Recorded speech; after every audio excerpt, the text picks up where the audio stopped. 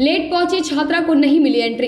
भागलपुर में आज से बिहार बोर्ड इंटरमीडिएट परीक्षा की शुरुआत हो गई है, जो 13 फरवरी तक चलेगी। जिले में 59 परीक्षा केंद्रों पर 2 पालियों में 40,200 परीक्षार्थी परीक्षा दे रहे हैं। 4 आदर्श परीक्षा केंद्र बनाए गए, जहां सुरक्षा और निगरानी के कड़े इंतजाम है। प्रवेश से पहले 3 स्तर की जांच और सीसीटीवी निगरानी की व्यवस्था की गई। इसी बीच एक परीक्षा केंद्र पर लेट से पहुंची छात्रा को नियमानुसार प्रवेश नहीं मिला, जिसके बाद वह परिजनों के साथ रोती बिलखती लौट आई। एग्जाम लेट के कारण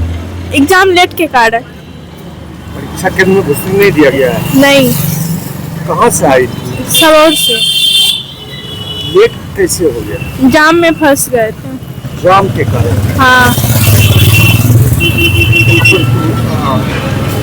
शिक्षक को तो बोल रही कि अंदर क्या मिनट लेट हुआ था? 5-10 मिनट। 5-10 मिनट? हाँ। लेकिन घुसने नहीं दिया गया? नहीं। परेशान हो? हाँ। क्या नाम हुआ? मनीषा कुमारी। किस स्कूल में पढ़ती है? Government girl inter school. Inter परीक्षा शुरू। भागलपुर में बिहार विद्यालय परीक्षा समिति के तहत इंटरमीडिएट परीक्षा आज से शुरू हो गई है, जो 13 फरवरी तक चलेगी। जिले में कुल 4,200 परीक्षार्थी 59 परीक्षा केंद्रों पर परीक्षा दे रहे हैं, जिनमें 4 आदर्श परीक्षा केंद्र शामिल है। कदाचार मुक्त और शांतिपूर्ण परीक्षा को लेकर जिलाधिकारी doctor Naval Kishore Chaudhary, senior SP Pramod Kumar Yadav और सिटी एसपी लगातार केंद्रों का निरीक्षण कर रहे हैं। डीएम ने बताया कि 3 स्तर की जांच के बाद ही प्रवेश दिया जा रहा है। वहीं एसएसपी ने डीजे स्पीकर पर पूर्ण प्रतिबंध की चेतावनी दी है।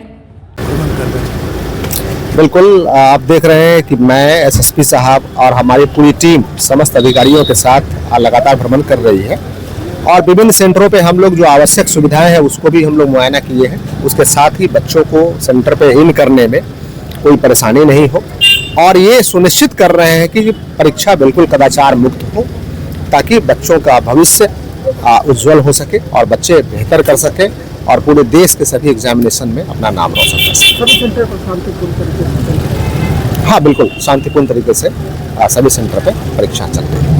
किस तरह का दिशा निर्देश दिया गया है? अभी कि बच्चे जब सेंटर पर प्रवेश करते हैं तो जो उसका अंतिम जो प्रवेश करने का। भागलपुर में बर्ड फ्लू में हड़कंप। भागलपुर के नवगछिया अनुमंडल परिसर में बड़ी संख्या में मृत मिले कौवों की जांच रिपोर्ट में बर्ड फ्लू की पुष्टि होते ही प्रशासन अलर्ट मोड में आ गया है। रिपोर्ट सामने आते ही प्रभावित क्षेत्र के 10 किलोमीटर दायरे में सैनिटाइजेशन अभियान शुरू कर दिया गया। इसके साथ ही इलाके के सभी पोल्ट्री फार्म के सैंपल लेकर जांच की जा रही है। जिला पशुपालन पदाधिकारी ने बताया कि 11 जनवरी को कौवों की मौत के बाद भेजे गए सैंपल में भारत सरकार ने बर्ड फ्लू की पुष्टि की है। एहतियातन जीरो सर्विलांस और पुनः जांच जारी है। ये हमारा जो अभी कौवे की जो मौत हुई थी 11 जनवरी को, उसको बहुत उस समय तो बहुत ठंड थे, तो हम लोग समझे कि पहले ये ठंड से मरी होगी। इसको हमने बाहर भेजा, इसका सैंपल कलेक्शन करके बाहर भेजा। अभी भारत सरकार से इसकी पुष्टि हो गई, बर्ड फ्लू की पुष्टि हो गई। तो अभी फ़िलहाल हम लोग इसको इस समय 11 तारीख को भी हमने इसको फुल सैनिटाइज किया था। जो भी कौवे थे उसको भी हमने चूना उना डाल के उसको भी सैनिटाइज कर दिया था, गड्ढा वगैरह में डाल के। पुष्टि के बाद पुनः इसको सैनिटाइज पूरे जोन को किया जा रहा है और इसके अलावे इस एरिया में जो भी पोल्ट्री फार्म है उनका जीरो सर्विलेंस करके पुनः भेजा जाएगा पटना। कितना दूर तक दायरा इसका लिया जाएगा? अभी ये जो आपका जो मैदान है इधर, अभी टोटल ये सैनिटाइज होगा। हमारा जो जीरो सर्विलेंस। किसानों ने रोजगार व मुआवजे की मांग उठाई। भागलपुर के पीरपैती प्रखंड अंतर्गत कुजबन्ना गांव में किसान चेतना और उद्यान समिति की महत्वपूर्ण बैठक आयोजित हुई, जिसकी अध्यक्षता श्रवण सिंह ने की। बैठक में अडानी पावर प्लांट से जुड़ी समस्याओं पर किसानों ने एकजुट होकर अपनी आवाज रखी। मुखिया दीपक सिंह और भूमिदाता सुशील सिंह ने रोजगार की गारंटी, फसल कटाई के लिए समय अथवा उचित मुआवजा तथा भूमि अधिग्रहण दर की विसंगति दूर करने की मांग उठाई। किसानों ने प्लांट निर्माण का स्वागत करते हुए कहा कि समस्याओं के समाधान के बिना खुशी अधूरी है। मैं जिला प्रशासन से ये अनुरोध करूंगा कि जिला प्रशासन एक मध्यस्थता का रोल अदा करते हुए जमींदाता और अडानी पावर को एक टेबल पे बैठाए और दोनों का समस्या का समाधान इस बैठक में करवाए।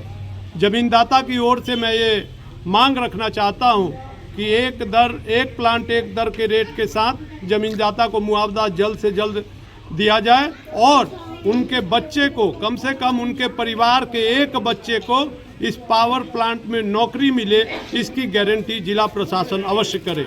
नहीं करने पर हम लोग को इसके लिए फिर धरना करना पड़ेगा, अपने अधिकार के लिए लड़ना पड़ेगा। बैजानी में शिक्षक अभिभावक गोष्ठी संपन्न।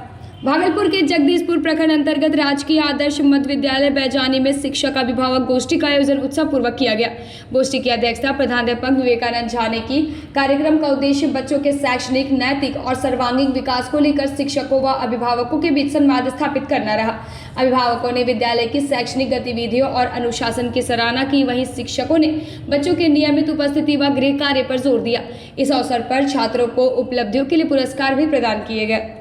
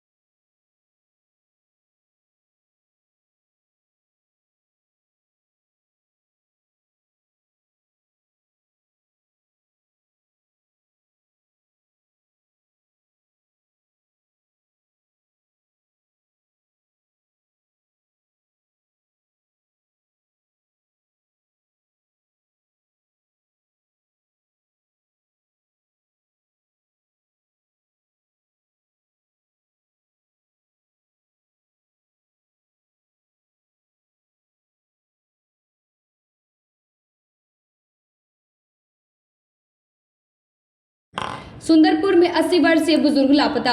भागलपुर के पीरपैंत थाना क्षेत्र अंतर्गत सुंदरपुर गांव में 80 वर्षीय बुजुर्ग मोहम्मद शेख सकूर के लापता होने से परिजनों में गहरी चिंता है। बुजुर्ग 18 जनवरी की दोपहर करीब 1 बजे घर से निकले थे, लेकिन देर रात तक वापस नहीं लौटे। काफी खोजबीन के बाद कोई सुराग नहीं मिलने पर परिजनों ने पीरपैंती थाना में आवेदन दिया। पुलिस मामले की जांच में जुटी है और आसपास के क्षेत्रों में तलाश जारी है। परिजनों ने आम लोगों से अपील की है कि कोई जानकारी मिलने पर तुरंत संपर्क करें। वाहिद। कौन लापता हुए हैं? मेरे पिताजी। क्या नाम था उनका? मोहम्मद सकूर। कब लापता हुए हैं? 18 तारीख को 1 बजे गए बाजार तरफ, उधर से कहाँ चले गए पता नहीं चल रहा है। क्या और कोई शक? कोई शक नहीं, माथा थोड़ा डिस्टर्ब था। अच्छा, ड्रेस का पता है कुछ? कैसे ड्रेस है? सादा पंजाबी पहने हुआ है, काला टाइप का लुंगी है, माथा में हारा सादा गमछी है बांधा हुआ है। अपने परिवार वगैरह में सब जगह पता किए? अपने परिवार में सब जगह पता किए, कहीं पता नहीं चल रहा है। आवेदन कितना तारीख को दिए थे? आवेदन 18 तारीख को सर। अभी तक कोई थाना से नहीं, कोई पता नहीं मिला। कौन सा थाना में दिया था? 35।